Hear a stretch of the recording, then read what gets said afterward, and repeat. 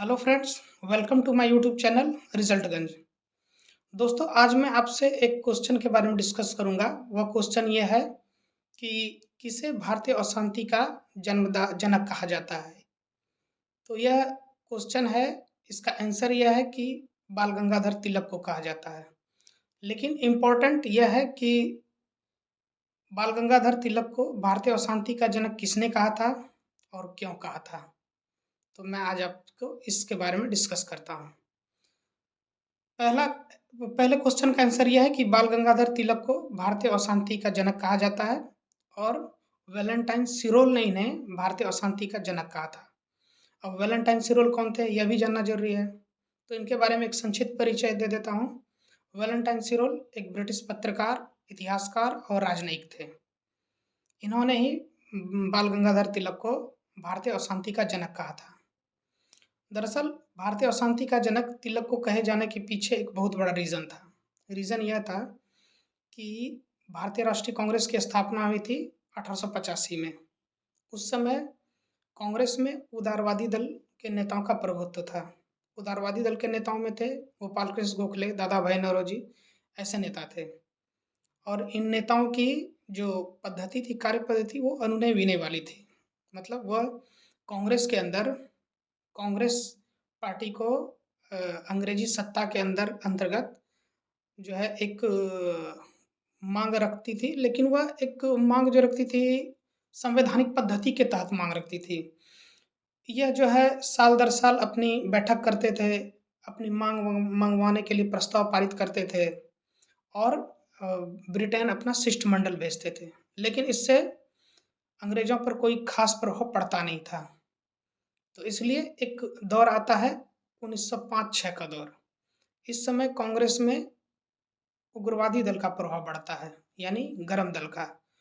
दो दल इस समय हो जाते हैं, एक गरम दल, एक नरम दल। नरम दल उदारवादी दल को कहा जाता था, गरम दल उग्रवादी दल को कहा जाता था। अब उग्रवादी दल के नेताओं की बात करें तो इसमें बाल गंगाधर तिलक, लाला लाजपत राय, अरविंद घोष, ये सब जो है बिपिन चंद्रपाल, ये सब नेता उग्रवादी दल के थे। उग्रवादी दल के नेताओं में से थे ही बाल गंगाधर तिलक, जिन्हें कि वैलेंटाइन सिरोल ने कहा था भारतीय अशांति का जनक। तो वर्ष 1906 का जब बात आता है तो वर्ष 1906 के समय भारतीय राजनीति में कांग्रेस के भीतर गरम दल का प्रभाव बढ़ता है। इन नेताओं ने स्वराज को अपना लक्ष्य बनाया और बाल गंगाधर तिलक ने ही इस समय अपना नारा दिया था, स्वराज हमारा जन्मसिद्ध अधिकार है और मैं इसे लेकर रहूंगा। इसके साथ साथ तिलक सेवा और बलिदान में विश्वास करते थे।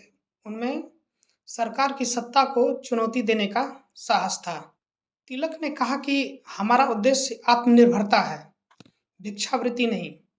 इसके साथ ही उन्होंने कांग्रेस पर प्रार्थना, याचना तथा विरोध की राजनीति करने का आरोप लगाया। इसके परिणाम स्वरूप क्या हुआ कि अब कांग्रेस के अंदर उग्रवादी दल के नेताओं का प्रभुत्व होने लगा और उनकी कार्यपद्धति में भी बदलाव आने लगी। उन्हीं के प्रयासों का परिणाम था कि कांग्रेस सरकार की प्रशंसा करने वाली संस्था से बदलकर सरकार की आलोचक करने वाली संस्था बन गई। इसके साथ ही एंग्लो इंडियन नौकरशाही जो थी, वो तिलक को देशद्रोही समझने लगे और विद्रोही समझने लगे। तो इस प्रकार क्या हुआ कि कांग्रेस की कार्यपद्धति में बदलाव आ गया। अब कांग्रेस अनुनय विनय की राजनीति नहीं करने लगी, बल्कि अपनी मांगों को प्रभुत्वशाली तरीके से रखने लगा, शांतिपूर्ण बातों को मानती नहीं थी। तो इसलिए वैलेंटाइन सिरोल ने कहा कि तिलक के नेतृत्व में यह जो है गरम दल का प्रभाव बढ़ा।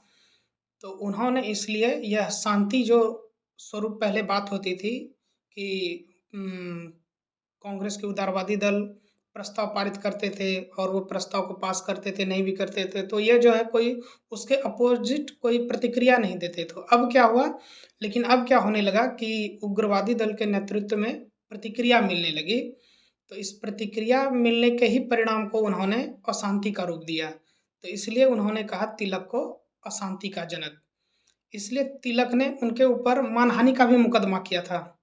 हालाँकि अंग्रेजी सरकार थी तो मुकदमा तिलक हार गए, लेकिन इसका काफ़ी प्रभाव उनके ऊपर पड़ा। तो दोस्तों, ऐसी जानकारी के लिए आप हमारे साथ बने रहें और यदि आप हमारे चैनल पर नए हैं तो प्लीज़ चैनल को लाइक, शेयर और सब्सक्राइब ज़रूर कर दें। धन्यवाद।